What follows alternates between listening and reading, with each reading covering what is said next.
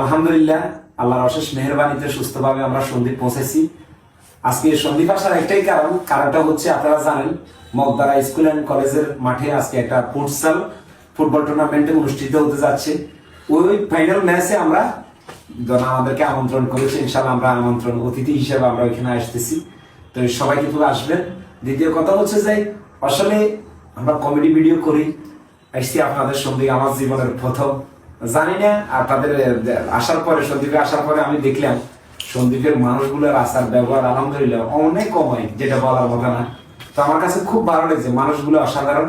আর পরিবেশের কথা না বললে নয়, সন্দীপের অত্যন্ত পরিবেশ অত্যন্ত ভালো এবং কি আপনার মনোরম পরিবেশ, যেটা সত্য কথা, যেগুলো আমরা অনেক সময় যারা ধরনার সাগরবর্তী আমরা এলাকাতে আছে তারা উপভোগ করে, কিন্তু আমরা উপভোগ করতে পারি না।